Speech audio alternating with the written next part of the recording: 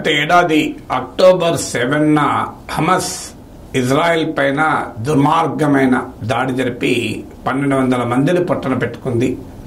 అనేక మందిని అమాయకుల ఇజ్రాయలీ ప్రజల్ని బందీలుగా తీసుకుంది. ఇప్పటికీ కూడా ఒక 120 ఇజ్రాయలీ ప్రిజనర్స్ హమస్ దగ్గర బందీలుగా ఉన్నారని అంచనా. ఇందులో చాలా మంది మరణించి ఉంటారని కూడా ఆందోళన. సో ఈ పరిణామాలు జరిగిన తర్వాత ఇజ్రాయెల్ పట్ల అంతర్జాతీయంగా సానుభూతి వచ్చింది. ప్రపంచమంతా ఇజ్రాయెల్ పై జరిగిన ఈ తీవ్రవాద దాడిని ముక్త కంఠంతో ఖండించారు.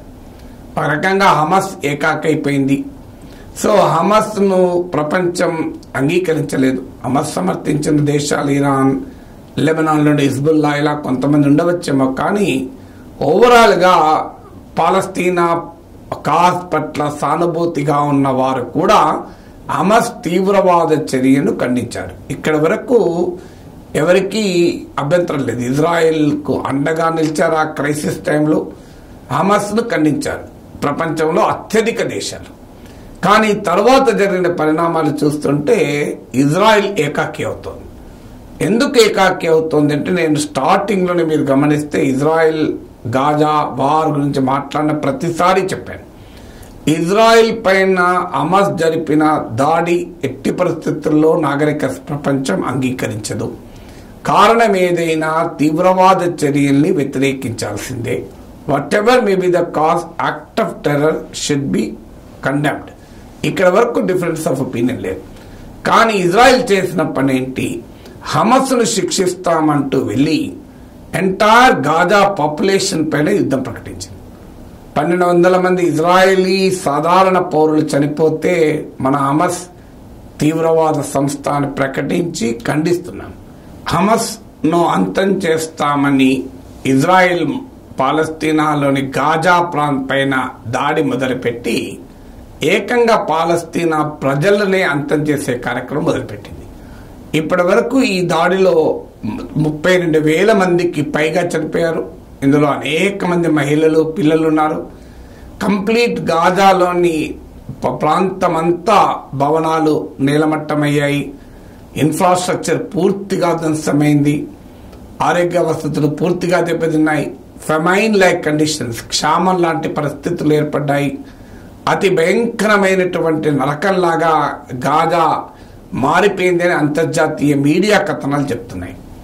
సో దీంతో ఒక్కసారిగా అంతర్జాతీయ ప్రజాభిప్రాయం, ఇంటర్నేషనల్ పబ్లిక్ ఒపీనియన్ కూడా ఇజ్రాయెల్ కు వ్యతిరేకంగా మారడం మొదలైంది. హమస్ దాడి జరిపి 1200 మంది అమాయకుల్ని పొట్టన పెట్టుకుంటే అది తీవ్రవాద చర్య అని మనం ఖండించాం. హమస్ చేసిన దాడికి సాధారణ గాజాలోని ప్రజలకు సంబంధం లేదు. హమస్ ను శిక్షించాలని వెళ్లి ఇజ్రాయెల్ వేలాది మంది సాధారణ ప్రజల్ని పొట్టన పెట్టుకుంటే అది తీవ్రవాద చర్య అవుతుందా కాదా? ఇది ఇప్పుడు ప్రపంచం ముందున్న ప్రశ్న. దీంతో ఇజ్రాయెల్ చర్యల పట్ల తీవ్ర వ్యతిరేకత మొదలైంది. ఇజ్రాయెల్ అక్కడితో ఆగకుండా పాలస్తీనా మోడరేట్స్ అధికారంలో ఉన్నటువంటి వెస్ట్ బ్యాంక్ పై కూడా అడపాదడపా ఘర్షణలకు కారణమవుతోంది. ఈ మానవ మారణ హోమాన్ని ఆపమంటూ యునైటెడ్ నేషన్స్ సీజ్ ఫైర్, తక్షణం కాల్పుల విరమణ జరగాలని పిలిపించింది. ఇంటర్నేషనల్ కోర్ట్ ఆఫ్ జస్టిస్ గతంలో ఈ కాల్పుల విరమణ కోరలేదు. కానీ ఇప్పుడు తాజాగా తక్షణం గాజా పైన దాడి ఆగాలి అని పిలిపించారు. అంతేకాకుండా సదరన్ రఫాలో ఇప్పుడు అంటే ఇజ్రాయెల్ సదరన్ సిటీ పై జరుపుతున్న దాడి ఆగాలి.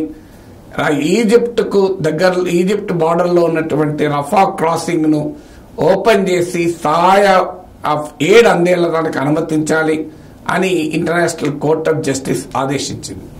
ఇంటర్నేషనల్ కోర్ట్ ఆఫ్ జస్టిస్ లో సౌత్ ఆఫ్రికా ఈ మేరకు పిటిషన్ పెట్టింది. ఇంటర్నేషనల్ క్రిమినల్ కోర్టు రియాక్ట్ అయింది. చీఫ్ ప్రాసిక్యూటర్ అప్లికేషన్ మూవ్ చేశాడు. Israel prime minister, defence minister, Hamas chief వీరి ముగ్గురిని వార్ క్రైమ్స్, యుద్ధ నేరాలకు పాల్పడినందుకు అరెస్ట్ వారెంట్ ఇష్యూ చేయాలి అని ఇంటర్నేషనల్ క్రిమినల్ కోర్టులో చీఫ్ ప్రాసిక్యూటర్ అప్లికేషన్ మూవ్ చేశాడు.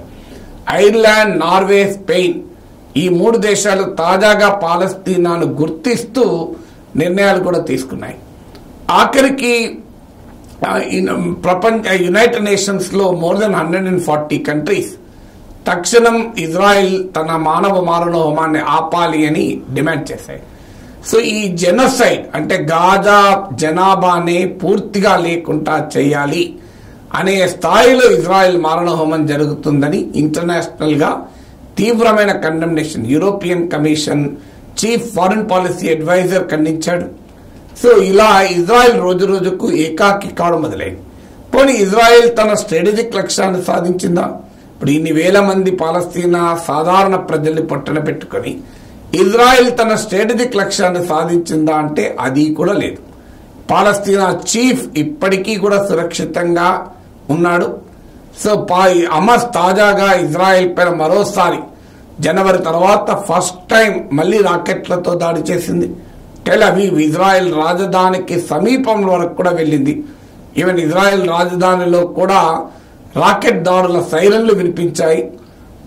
హమాస్ ఇంత విధ్వంసం జరిగి ఇంత ఇజ్రాయెల్ వినాశకరమైన దాడి తర్వాత కూడా తమకు రిటాలియేటరీ అటాక్ ప్రతీకార దాడి జరిపే సామర్థ్యం ఉంది అన్న సంకేతాన్ని హమాస్ ఇవ్వగలిగింది. సో ఇప్పటికీ కూడా నార్త్ అండ్ సెంట్రల్ గాజాలో ఇక హమాస్ ను కంప్లీట్ గా నాశనం చేశామని ఇజ్రాయెల్ క్లెయిమ్ చేసుకుంది. కానీ అక్కడ కూడా మళ్ళీ హమాస్ తిరుగుబాటుదారులు ఇజ్రాయెల్ పైన తిరగబడుతున్నారు. దీంతో ఇక్కడికి ఆగకుండా రీజనల్ వార్ గా కూడా ఇది ఎమర్జ్ అవుతుంది. లెబనాన్ హిజ్బుల్లా హుతీ తిరుగుబాటుదారులు యమన్ లో, అలాగే ఇరాన్ కూడా రంగంలోకి దిగింది. ఇరాన్ కు ఇజ్రాయెల్ కు మధ్య ప్రత్యక్ష ఘర్షణ మొదలయ్యాయి. సో ఇలా రోజు రోజుకు క్లియర్ గా ఇజ్రాయెల్ ఏకాకవుతుంది.